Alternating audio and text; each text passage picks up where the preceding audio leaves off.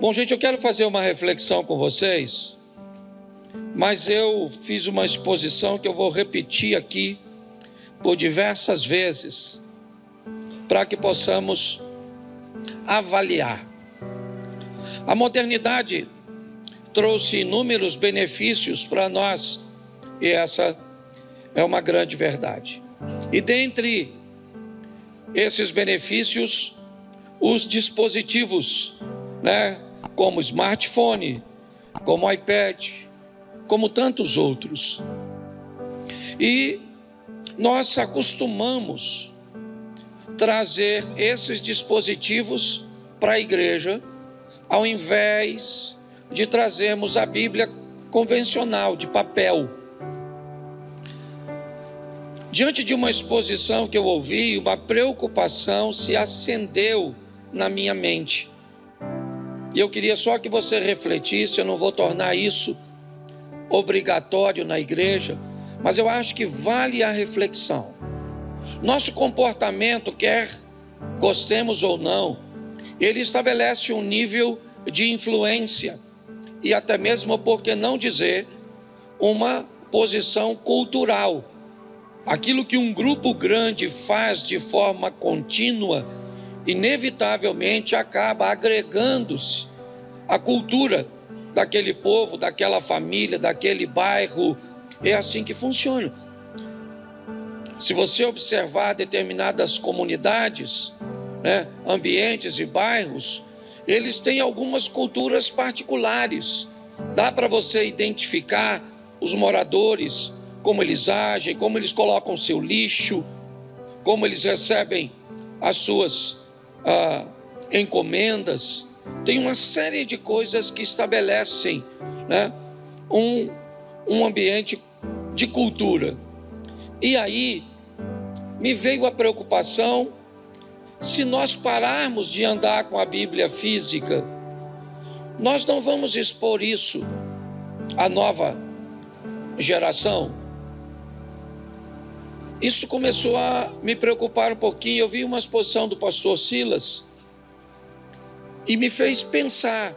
Algumas pessoas dizem não deve usar os dispositivos porque neles tem outros recursos, a pornografia está dentro, Mas eu acho que não, é muito maior do que isso. Nós corremos o risco de ver a Bíblia sendo banida das mãos das pessoas, principalmente de nossas crianças, de nossos adolescentes.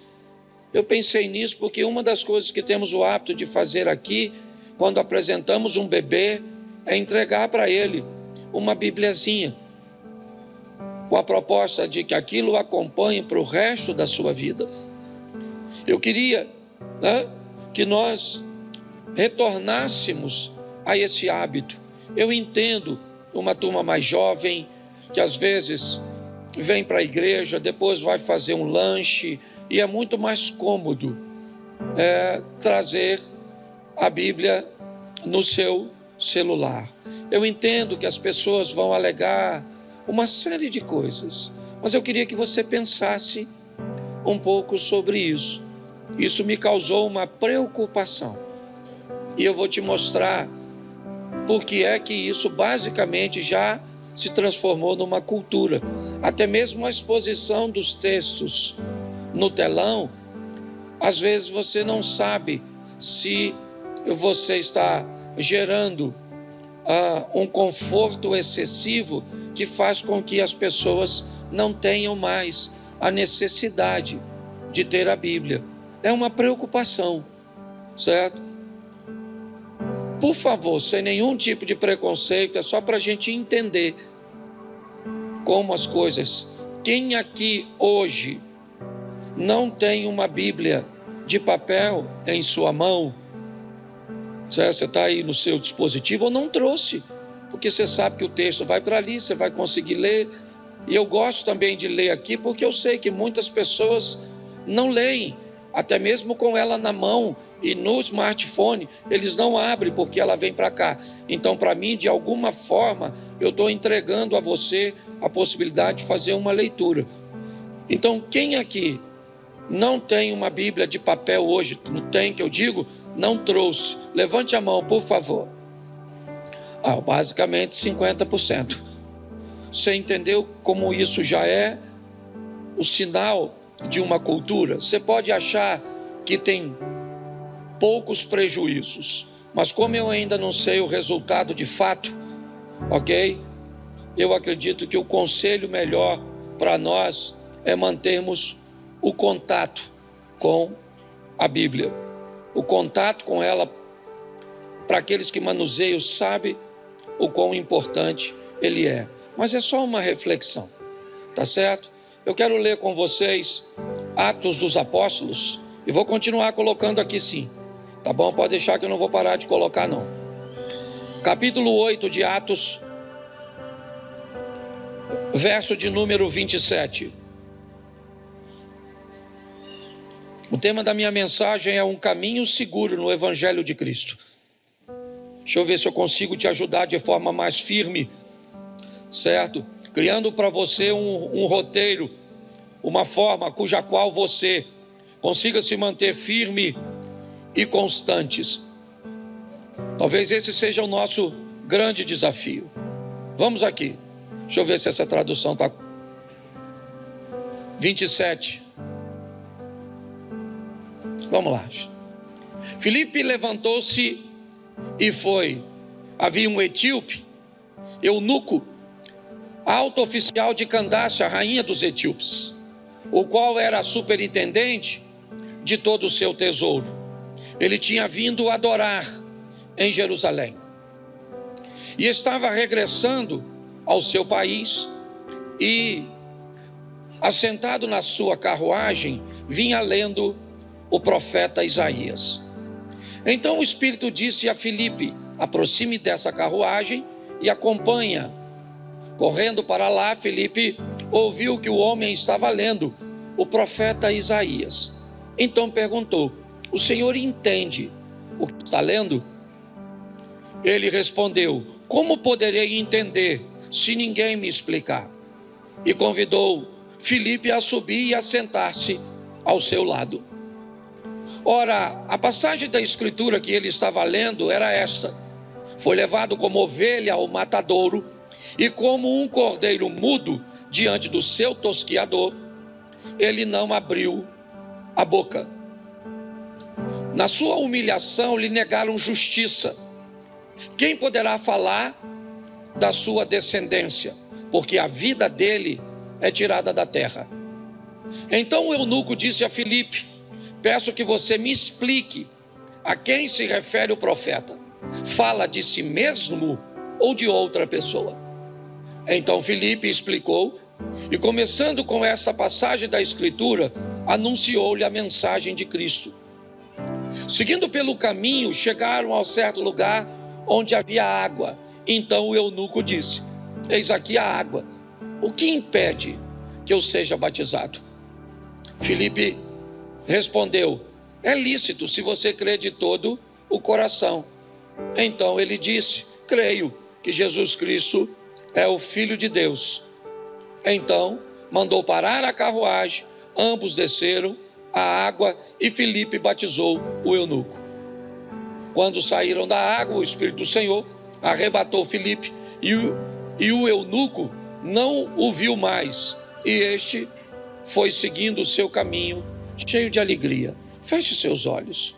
Senhor nosso Deus e Pai, em nome de Jesus, eis aqui a tua palavra. Continua falando conosco. Fala conosco, Senhor, e nos ajude a trilhar neste caminho de forma segura, saudável e firme, pelo poder do nome de Jesus. Amém. Glória a Deus. Amém. Bom, a perda dos relacionamentos, principalmente afetivos, ao longo da nossa história, e aqui eu vou falar, do Brasil, em particular do Sudeste. Eu não conheço a cultura total de todos, os nossos estados, mas já não é de hoje que as festas que promoviam a unidade familiar, a comunhão entre as famílias, elas vêm perdendo força até mesmo das famílias mais tradicionais. Os mais velhos, que eram tidos como um ponto de convergência, fazendo com que seus filhos migrassem, mesmo depois de morarem em outros estados, até mesmo em outros países. Tiravam o tempo de Natal, Páscoa e outras festividades que promoviam a unidade da família. De um tempo para cá, as festas que promovem a individualidade tomaram o lugar e a força, e tudo aquilo que unia as famílias cada vez está mais fraco, por causa da agenda, né, tão ativa da maioria de nós. Essa é a grande verdade.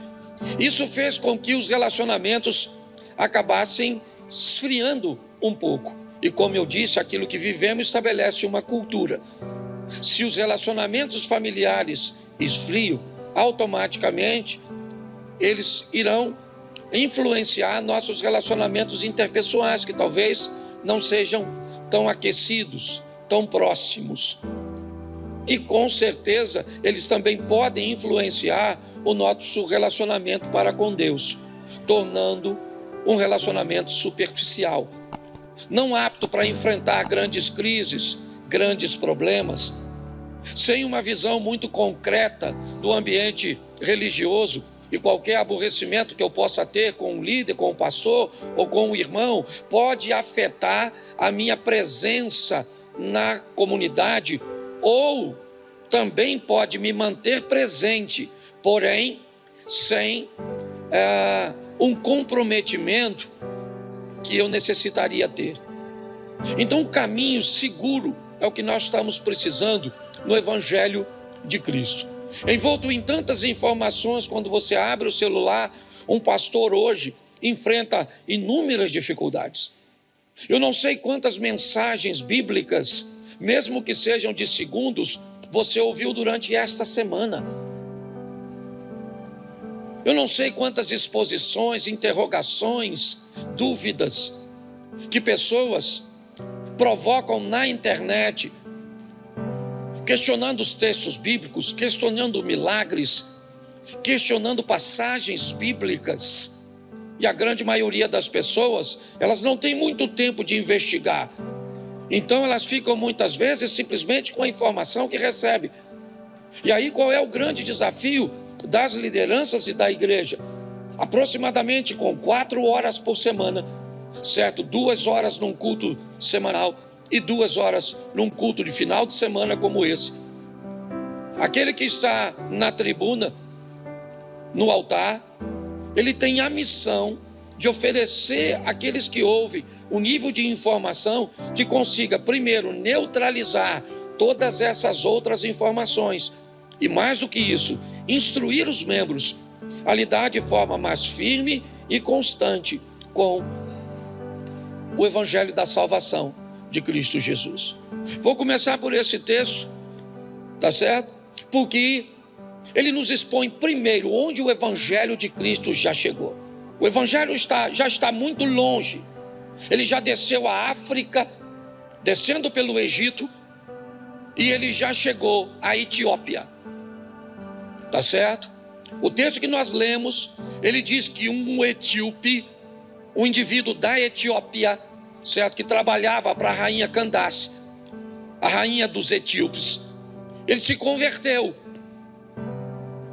O Evangelho chegou até ele, as boas novas chegam até ele, e ele então, motivado por esta informação, mesmo com pouco conhecimento, é verdade, mas ele se desloca da Etiópia até Jerusalém para adoração. É isso que o texto está dizendo. Ele então está retornando, após adorar, ele está retornando de Jerusalém para a Etiópia, depois da adoração. E Filipe é comissionado por Deus a encontrar com esse etíope.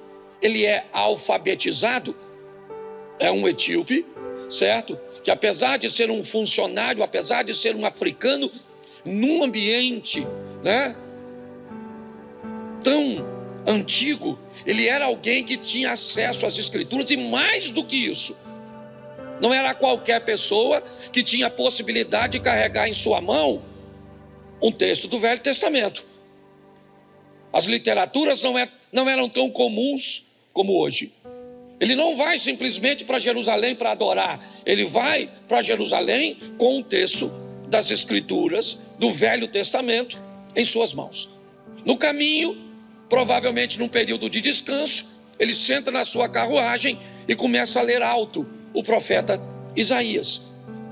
Filipe ouve e faz a seguinte pergunta: você entende aquilo que você está lendo? Você é capaz de assimilar isso? E ele diz: não, eu não vou conseguir entender se alguém não me explicar. Então Filipe pega o texto que ele está lendo, faz uma exposição sobre esse texto, e nessa exposição ele fala sobre o batismo. Eles passam pela água, o etíope pergunta se ele pode ser batizado, ok? Como nós falamos sempre aqui no momento do batismo, ninguém decide o batismo do outro. A pessoa tem que ter condições de discernir o que é o batismo e ela é que escolhe, tá certo? Um pai não pode obrigar um filho a se batizar. Para nós, uma criança que não tem o entendimento do que é o batismo não deve fazê-lo. Essa é a nossa forma, porque encaramos isso com muita responsabilidade. Mas o etíope pergunta: a água está ali, eu estou aqui, eu já estou consciente do que você me explicou, eu posso descer a água? Filipe então desce com ele, o batiza e cada um vai para o seu lado. É verdade, o texto diz que eles não se encontram mais, mas os dois têm algo em comum: a presença do Espírito Santo em si. Minha proposta hoje é mostrar por que é que temos muitas vezes dificuldades de transformação. Por que é que às vezes o Evangelho ele age tão pouco em algumas pessoas e às vezes consegue agir muito mais rápido em outras? Por que é que algumas pessoas vivem esse ambiente de oscilação tão grande, ora muito perto, ora quase não tão perto assim, ora muito longe? Será que não há uma superficialidade neste relacionamento? Então eu separei alguns textos que, se usarmos de forma segura na nossa vida ou no nosso relacionamento para com Deus e para com o Evangelho, com a palavra de Deus, talvez isso nos ajude a ser mais constante.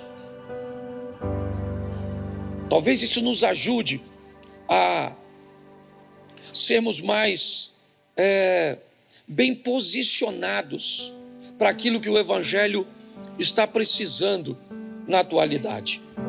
Então, eu vou começar, vou falar pouquinho, eu quero ler bastante, esse culto é menorzinho, mas coloca para mim, por favor, Mateus capítulo 3, verso 2.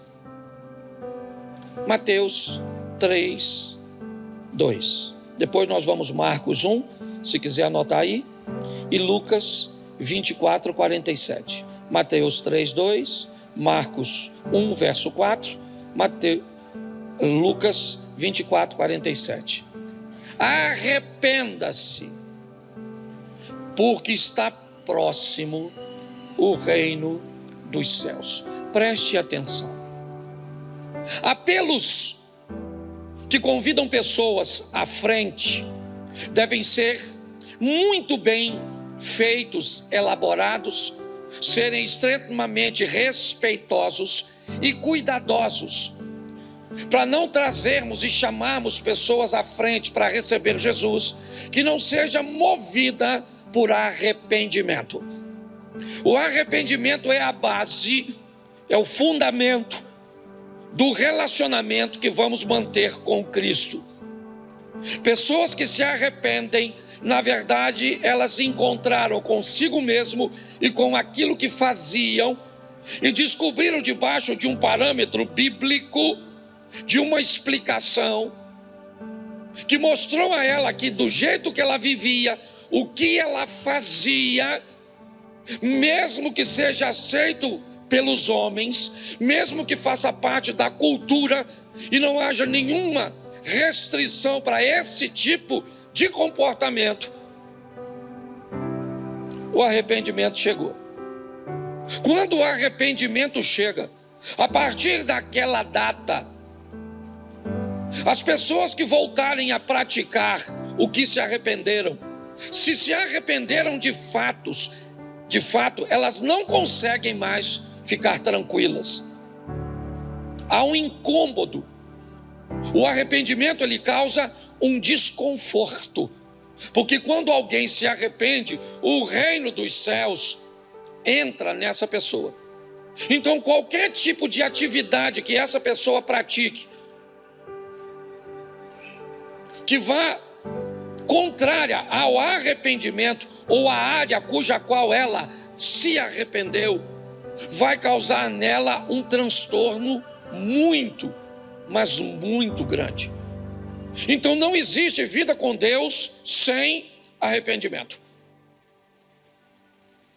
Então, por favor, eu não gosto disso aqui. Às vezes acontece de alguém fazer, mas me deixa altamente desconfortável. Você chamar alguém para receber uma oração, quando a pessoa estiver aqui, você quase coagi-la para... A probabilidade dessa pessoa ficar, ela é muito mínima, porque não houve arrependimento, certo? O que houve foi um ambiente de constrangimento, que fez com que essa pessoa acabasse tomando uma decisão por se sentir envergonhada. Então, o ponto de partida de um crente firme é arrependimento. Se você não se arrependeu e se masturba, não tem nada que vai fazer você não continuar se masturbando. Se você vê pornografia e não se arrepende, não tem nada que vai fazer você.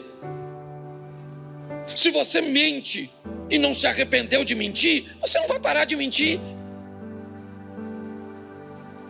Se você trai, não adianta. A base desse encontro é arrependimento.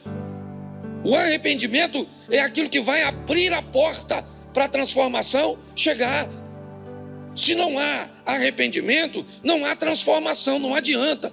Pode ir para a igreja, pode fazer o que quiser, mas o arrependimento é o início de tudo isso. Marcos 1:4, coloca aí, por favor. E foi assim que João Batista apareceu no deserto, pregando o batismo de quê? Para a remissão dos... Então preste atenção. Batismo de arrependimento para apagar o pecado. Tá certo? Apagar o passado. E é assim que funciona, aquilo que foi feito. Lucas 24:47. Lucas 24:47. Isso. E que em seu nome se pregasse o arrependimento para quê? Para a remissão de pecados a todas as... Começando por... Então, o arrependimento, ele é a base. Ok? A base. Se não há arrependimento, a probabilidade de haver mudanças firmes e constantes... Pastor, fulano estava aqui na igreja, cantando, agora está lá fora, bebendo, fazendo isso. Como é possível? É simples. É porque não houve arrependimento. Se não há arrependimento, a pessoa pode voltar a fazer sem nenhum peso, sem nada. Então, se nós queremos, qual área você precisa mudar? Não dá para se arrepender de tudo instantaneamente, não. Você identifica quais são as áreas mais desafiadoras? E tem gente que se converte, por exemplo, de seus vícios, mas não se converte na parte financeira. Tem gente que converte na parte financeira, mas não converte com os vícios. Nós temos diversas áreas que precisarão passar por um ambiente de conversão. A conversão por si só, ela não muda uma pessoa por inteiro de uma vez. Muitas vezes ela vai avançando, ganhando território. Sabe a questãozinha da guerra? avança, conquista, protege. Depois que eu protegi, eu avanço, conquisto e protejo. Avanço, conquisto e protejo. Porque se eu avanço, conquisto e não protejo, inevitavelmente o meu inimigo pode vir e tomar novamente. Trazer em mim uma prática anterior, cuja qual eu havia até, ou tinha a sensação de que havia abandonado. Então, se você quer, pastor, como é que eu sei que eu manifesto uma postura de arrependimento? Mateus 3:8. Coloca para mim. Mateus capítulo 3, verso 8. Não precisa anotar não, que isso vai ficar gravado, depois você pode ver. Produzir o quê? Fruto digno de arrependimento. Olha só. Essa semana eu fui fazer um evento em Belo Horizonte. E depois do evento o rapaz foi me levar para jantar. E no caminho nós começamos a conversar. E ele me disse que a mãe dele fez parte de uma igreja durante bastante tempo. Mas depois de um tempo a mãe dele resolveu mudar de igreja. Ele não é cristão, esse rapaz. E aí ele disse: mas pastor, posso falar uma coisa para o senhor? Essa segunda igreja que minha mãe foi era muito melhor do que a primeira. E eu disse: por que você não gostou do culto da primeira? Ele disse: eu nunca fui. Eu falei: e você gostou do culto da segunda? Eu também nunca fui. Eu falei: se você nunca foi no culto nem da primeira nem da segunda igreja que sua mãe frequentava, por que é que você acha que a segunda igreja que ela está frequentando é melhor que a primeira? Ele disse: porque ela melhorou e muito seu comportamento depois que foi para lá. Você consegue entender isso? O arrependimento verdadeiro, ele trará consigo seus frutos. As pessoas conseguirão olhar para você, principalmente aquela que convive com você no cotidiano. Elas vão olhar para você e vão ver que alguma coisa aconteceu. Porque suas ações, suas reações, seu vocabulário, sua maneira de enxergar as coisas, ela mudou. São frutos de arrependimento. São demonstrações de que áreas da sua vida mudou. O arrependimento, certo? Trouxe isso. E agora você está vivendo de uma forma diferente. E aí, Mateus capítulo 3, verso 11. Dá uma olhadinha nisso. Eu batizo vocês com água. Para o quê? Mas aquele que vem depois de mim é mais poderoso do que? Do qual eu não sou digno de ele os batizará com o Espírito Santo e... Então preste atenção. Isso vai acontecer nesse texto. Coloca Atos dos Apóstolos, capítulo 2, verso 3. João está dizendo: eu batizo vocês na água, depois de mim vem alguém que é mais poderoso do que eu, e ele vos batizará com o Espírito Santo e com... Atos 2, 3. E apareceram distribuída entre eles línguas como as quais pousaram sobre cada um deles. Preste atenção que os discípulos estão numa trajetória que ela envolve o arrependimento, ela envolve o batismo de João, tá certo? Ela envolve agora os novos frutos, as novas ações. Mas João vai explicar algo muito poderoso, certo? Ele vai dizer: eu batizo vocês com água, mas ele vai batizar com o Espírito Santo e com fogo. E aí, olha só, nós vamos aprender uma coisa, que o arrependimento, ele corrige o nosso passado, mas a conversão ela determina o nosso futuro. Se arrepender apaga o seu passado, mas não define seu futuro. Você vai continuar vivendo? Então, se o passo número 1 é arrependimento, o segundo é esse aqui que eu vou te dar agora. Atos dos Apóstolos 3:19. Atos 3:19. Portanto, arrependam-se para que sejam os vossos vamos lá, a fim de que a presença do Senhor venha o tempo de, preste atenção, porque duas coisas nós temos nesse texto são muito preciosas. Arrependei-vos e convertei-vos, porque o arrependimento é para que os seus pecados sejam perdoados, e a conversão é para que venham novos tempos de refrigério. Então eu vou precisar de um processo de conversão. É assim que funciona. Onde a escravidão fica para trás, eu fui liberto, ok? Pelo arrependimento, pelo sangue de Cristo. Mas agora eu me converti. A proposta é que venha para a minha vida um tempo de liberdade. É assim que funciona. Eu acho que o nosso grande desafio é entendermos isso. É entendermos que eu vou precisar primeiro de arrependimento. Se não há arrependimento, não tem como as coisas acontecerem. Eu estou arrependido, tá bom. Mas o que é o arrependimento? Arrependimento é daquilo que eu fiz. Eu não me arrependo do que eu vou fazer. Arrependimento é algo que está condicionado ao meu passado. E o meu futuro? O que é que condiciona meu futuro? A conversão. A conversão estabelece sobre mim, né, o que eu vou fazer. Eu não sou mais escravo do pecado. Não.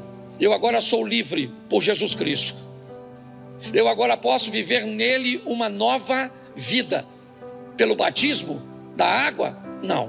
O batismo é para arrependimento de pecados. Lembra disso?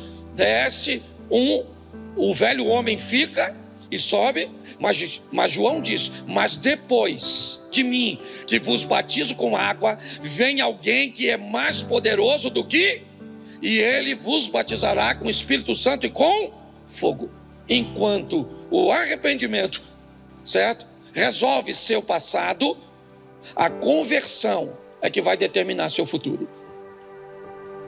O que indica que talvez nós precisemos hoje, talvez, mais de conversão do que de arrependimento, para vivermos num lugar de liberdade, onde tenhamos forças em Deus para resistirmos o mal, onde tenhamos forças em Deus para manter firme os nossos passos.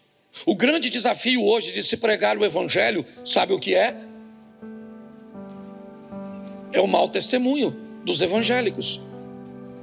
O grande desafio hoje de se manter firme é o pouco conhecimento, tanto da palavra quanto do poder de Deus.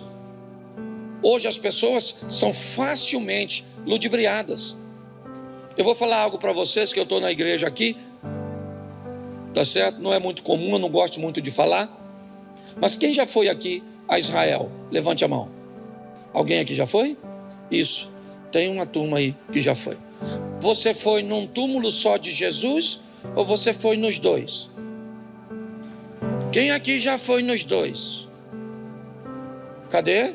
Isso. Ali você já foi nos dois. No onde a igreja, os protestantes vão e onde é dos católicos, certo? Então tem 2 túmulos de Jesus. Quantos túmulos? Isso. Você sabe? Quem aqui não sabia disso? Levante a mão, por gentileza. Quase todo mundo. Aí eu pergunto a você: ele foi sepultado em qual dos 2? Você sabe? Sim ou não? Nem a maioria. Ou seja, ninguém sabe de fato. Mas aí vem uma pergunta: Esse tipo de informação é capaz de abalar a sua fé? Então você vai precisar ter que lidar com isso. Porque você vai abrir o seu celular e está lá dizendo que antes de Deus criar a Eva, ele criou outra mulher. Já ouviu falar disso? Sim ou não? Então na internet, nego fala, tudo. E como é que você combate isso?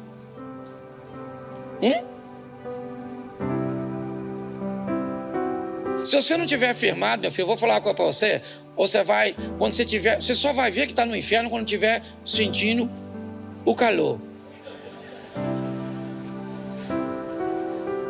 Porque as pessoas estão tão despreparadas, não é possível. Nós temos que firmar os nossos passos no Senhor. Quando recebemos de Deus o Espírito Santo, Ele é capaz de nos dar força para vencermos o mal, as adversidades, para nos parecermos com Jesus, para mostrarmos para essas pessoas os frutos de arrependimento e de conversão. Por isso que o apóstolo Paulo, você quer ver a carta aos Romanos 8:35? Coloca aí, por favor. E depois o 38. Romanos 8:35.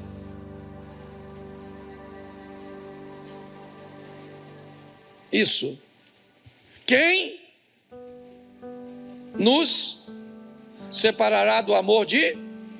Aí, vamos lá, pergunta. Lê aí para mim, você não leu em casa? Lê aí. Será a tribulação? Ou a angústia? Ou a perseguição? Ou a fome? Ou a nudez? Ou o perigo? Ou a espada? Bota para o 38, irmão. Não, o 38, é que ele botou o 36. Porque estou bem, que nem as coisas, nem os poderes. Isso é muito romântico. Aquilo tudo ali, eu já vi gente ir embora porque alguém fez uma fofoca. Aliás, eu já vi gente, aqui teve gente que saiu da igreja porque não podia sentar na cadeira vermelha, lembra, Zé? Vou embora dessa igreja. Eu tinha até mandado tirar as cadeiras vermelhas, porque eu não gosto dessa cor. Certo? Mas hoje tem gente que ele lê aquele nada, não se bananá, nem a morte, nem os principados, nem a potestade, nada, desde que alguém não deixe você entrar. Aí você não quer mais. Esses dias eu fui com um cara, não vou falar que vocês vão saber quem é, contar uma fofoca pela metade. E aí ele falou, rapaz, eu fui na minha igreja e não tinha lugar para estacionar. Eu falei pro camarada do estacionamento, eu vou para Macumba. Aí eu falei, sério que você falou isso? Ele falou, mas é lógico que eu não vou para lá. Eu vou lá para a sua igreja. Eu falei, lá não. Lá não tem lugar para estacionar também não. Não, vai sair fora. Então nós estamos fracos demais, gente. Você está entendendo? Nós temos que olhar para a nossa vida e nos fortalecer no Senhor. Agora, sabe o que eu descobri? É uma proposta para todos, mas um lugar para poucos. A proposta é para todo mundo, sim ou não? Mas é um lugar para poucos. Sabe por quê? Porque lá, nesse lugar, onde tem arrependimento, conversão, poder do Espírito Santo, onde tem oração, onde tem palavra, onde tem confronto com o pecado, sabe quem é que está lá? A paz que excede todo o entendimento. Quando você chega lá, sabe o que tem lá? O esconderijo do Altíssimo. Sabe o que tem lá? A vara e o cajado do Senhor para te consolar e para te manter de pé. Então nós estamos precisando de gente forte, porque nós estamos lutando, tá aí, ó, certo? Legalização de jogatina para lavar dinheiro de tudo quanto é lado, certo? Esse negócio de matar os neném, poxa, por que não deixa os neném nascer primeiro para matar depois? Não seria melhor? Uma das histórias mais fantásticas de aborto que eu escutei, tem católico aqui, levante a mão. Os católicos, levanta a mão, se tiver. Isso foi de Padre Léo, falecido Padre Léo, um homem fantástico, um padre da missão carismática. Ele foi procurado por uma moça que era mãe de um garoto e que agora estava grávida de um homem casado. Uma menina bem irresponsável, uma mocinha, né? Uma mulher. E ela procura o padre para se confessar e diz: padre, o senhor tem que me ajudar. Eu tenho um filho, eu acho que era de 3 anos, e agora eu estou grávida. E eu não tenho nem como cuidar direito desse outro, eu tenho que trabalhar, é a mamãe que cuida. O pai não vai assumir. Então o senhor tem que entender que eu não tenho como criar essa criança. Eu não tenho. Tá? Eu preciso fazer um aborto, eu tenho que entender. Não há condições nenhuma. E ele disse: calma, minha filha, calma, que Deus tem jeito para tudo. Eu vou ajudar você a fazer uma... Ele falou: vou ajudar você. Faz o seguinte: você volta aqui semana que vem e traga o seu menino de 3 anos. Eu quero conhecê-lo. E ela foi. E depois retornou com o garotinho.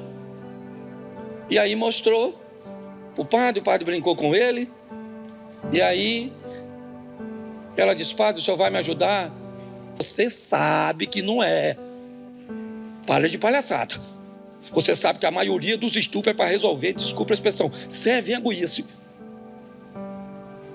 Certo?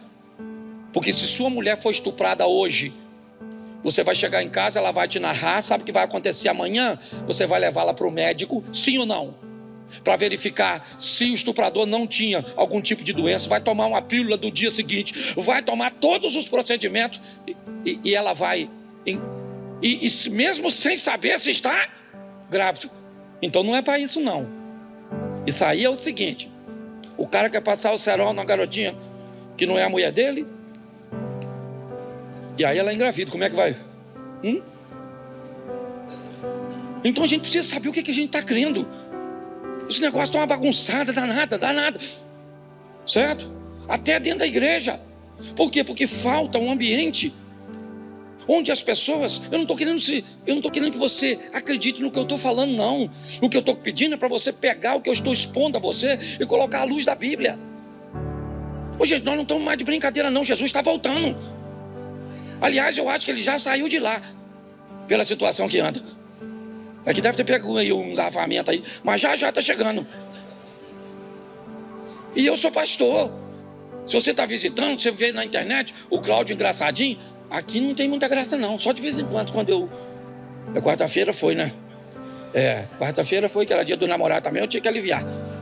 O pessoal já está sofrendo. Eu ainda crio dificuldade. Deixa eu falar uma coisa para você. Diga: se 1000 cairão ao meu lado, 10.000 à minha direita, mas eu não vou ser atingido. Então é isso aí. Eu tenho que ir para esse lugar onde eu possa me esconder, o esconderijo do Altíssimo. Eu tenho que ir para esse lugar onde está a paz que excede todo o entendimento. Eu tenho que estar frequentando esse ambiente. E é assim que funciona. E eu só chego lá com arrependimento e converso. Senão não vai. Sem santificação ninguém. E o processo de santificação se segue em arrependimento e conversão. Pastor, mas vai devagar. Não precisa se converter assim. Eu não gosto dessas conversões assim, instantâneas, cabine. Entra assim, sai super-homem. Não. Você falava palavrão. Quem aqui falava palavrão, levanta a mão. Sangue de Jesus, tem Flamengo. Nossa. Como é que você já parou 100%? Não precisa falar não. Tem gente que ainda não parou, que se chutar um negocinho ainda sai assim. Xinga o pé da cama. Se tropeçar. Mas você vai diminuindo. Eu falava mesmo, não tem vergonha de falar não. Você tem, mas eu não tenho. Eu xingava mesmo, xingava. Certo? Falava tudo. Que podia e mais alguma coisa. Aí eu me converti, de vez em quando saía. Eu falei: Senhor, que troço feio. Não é para estar mais na minha boca, mas aí foi indo. Eu levei uns 6 meses. Hoje eu falo mais não tem nem perigo. Esse dia eu vi um pregador, que eu acho que ainda tinha problema com essa área. Deu um troço errado aqui assim no menino. E ele falou e eu falei...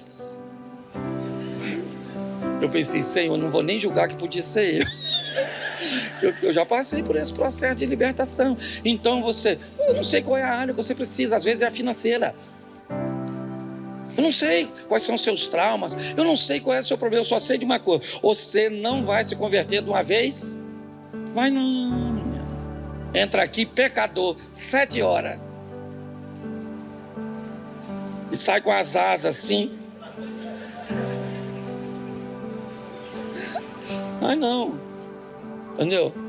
Você chega aqui meio vermelho, meio chifrudo, assim. Certo? E aí já sai daqui meio branquinho. O chifre diminui. Isso. Gente, é um processo lento, mas pelo menos consiste. Isso. Amanhã eu estou melhor do que hoje. De vez em quando eu dou umas escorregadas, porque eu sei a gente. Poxa, não quero cobrar de você o que você não pode pagar. Aí o Satanás vem em cima de você e diz: olha que você não merece. Morre. Não, você fala: Senhor, eu dei uma vacilada aqui, escorreguei. O Senhor sabe que eu olhei para aquela mulher. Não, também aquilo é gostosa até o cão. Sangue de Jesus tem poder. Louvado seja o Eterno. Tem homem que olha para a mulher assim. É que o mundo mudou. O mundo, Abner, era assim, ó. Os homens mais velhos igual você, se Jacira começar a chorar: Abner, as coisas não estão bem. Será que vai dar certo? E começar a chorar. Ó, o Abner é do tempo assim, ó. Jacira, calma, Jacira. Conversa é essa, menina? Deus sempre foi conosco. Já nos abandonou? Para de frescura, menina. Não chora, não. Eliane, traz um copo d'água para Jacira, para acalmar ela. Mas o mundo mudou. Hoje tem uns garotos novos. Se a mulher dele chorar, ele chora. A mulher dele começa a chorar e ele... Pegar o Abner novo. Chora não, Jacira. Chora não, Jacira. Eu não posso ver você chorando. Me dá vontade de chorar. Aí a Jacira fala: Eliane, traz um copo d'água para essa franga aqui, ó, não é verdade? Porque você está rindo. Nós estamos vivendo num tempo extremamente desafiador. Então tá lá: quem nos separará do amor? Quem? Quem é que vai nos separar? Ninguém. Nós vamos estar firmes, constantes, com arrependimento e Então descubra, para de olhar a vida dos outros e olha para a sua. O que mais me fortalece é olhar para mim e não para os outros. Então saia daqui para viver um evangelho firme, forte, sabe? Ver alguém falando alguma besteira na internet, umas palhaçadas, porque está assim, ó, umas heresias que, nossa! Eu olho aquilo e eu penso: Senhor, guarda o povo da minha igreja de ler isso, de escutar isso, que eu não sei como é que eles vão administrar. E uns teólogos bons, uns caras bons. Esse dia eu vi um cara que eu já trouxe até para pregar aqui, um teólogo bom, mas pensa, com uma interpretação atrapalhada de um texto bíblico sobre profecia, que eu não tenho como trazer mais aqui, a não ser que se arrepender e converter. Mas eu acho que difícil. Então sai daqui e fala para quem está do seu lado: vá se arrepender, fala. Isso. E fala isso: se converter também. É isso aí. Arrependimento e isso. Você pode ficar de pé. A parte mais fácil é essa. A mais difícil começa agora. A hora de ir para casa. Arrependimento e conversão. Pensa, amanhã no trabalho, você chegar lá, agora com esse novo estilo de vida, 2 dias depois alguém vai chegar perto de você e vai falar assim: o que aconteceu contigo? Você está esquisita? Você foi onde? Eu fui ali na presença de Deus. E na presença de Deus Eu voltei desse jeito. Porque quem encontra-se com Deus nunca mais é a mesma pessoa. Você quer ver a sua família segura? Saiba que a segurança da família não está apenas em aspectos físicos e materiais, mas também na profundidade espiritual de cada membro. Em uma vida cristã, o caminho mais seguro para a família começa com o arrependimento e a conversão. O arrependimento, em sua essência, é um retorno para Deus e ao seu propósito para nós, um ato de reconhecer nossas falhas e buscar a correção. Entretanto, o arrependimento por si só não basta para nos sustentar. Em Mateus 3,8, Jesus nos ensina a produzir frutos dignos de arrependimento.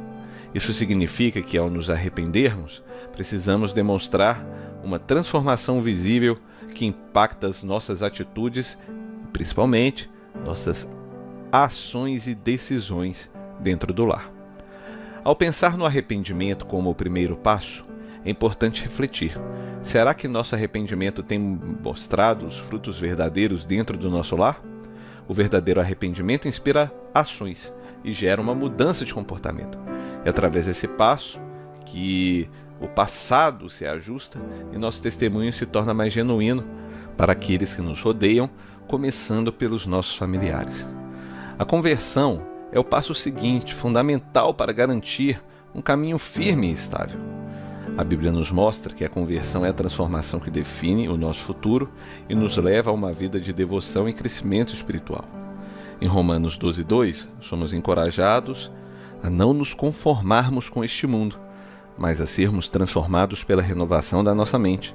Ao permitir essa renovação diária, nos tornamos resistentes ao mal e preparados para agir com integridade em qualquer situação.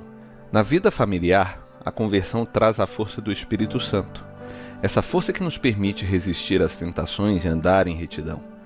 Esse processo é extremamente importante, indispensável, para que possamos ser exemplos dentro de nossas casas, mantendo uma constância que inspira os nossos filhos, cônjuges, aqueles que estão ao nosso redor. Será que estamos permitindo que o Espírito Santo nos guie como família e nos ajude a manter a nossa fé em momentos difíceis? Buscar orientação divina é o que sustenta a nossa fé e dá segurança ao nosso lar. Bom, por fim, o caminho mais seguro para a família está no esconderijo do Altíssimo, onde encontramos refúgio e força para enfrentar as lutas e preocupações da vida cotidiana. Esse esconderijo é um lugar de paz que excede o entendimento humano e a proteção divina. Em Salmos 91, versos 1 e 2, encontramos a promessa: aquele que habita no esconderijo do Altíssimo, à sombra do Todo-Poderoso descansará. Esse esconderijo não é um local físico, mas um estado de confiança total em Deus, onde nossas preocupações e ansiedades são entregues a eles. É ali que a nossa família encontra força e proteção para resistir a todas as adversidades. Em nosso lar, essa confiança deve ser cultivada diariamente, com orações, leituras da palavra e uma busca constante pela presença de Deus. Quando buscamos a Deus com sinceridade e fé, Ele nos capacita a viver os desafios com coragem e esperança, sabendo que Ele está ao nosso lado e com Ele nada pode abalar os alicerces das nossas casas. Amém? E aí, me diz o que você achou do vídeo. Foi edificante para você? Se foi edificante e você ainda não se inscreveu nesse canal, aproveite para se inscrever e ativar as notificações. Deixa aí também o seu comentário, um like, compartilhe esse vídeo com quem você ama. Isso tudo é muito importante para que esse canal continue a crescer e você continue a receber as mensagens que aqui são feitas, aqui são trazidas. Deus abençoe muito a sua vida. Até breve.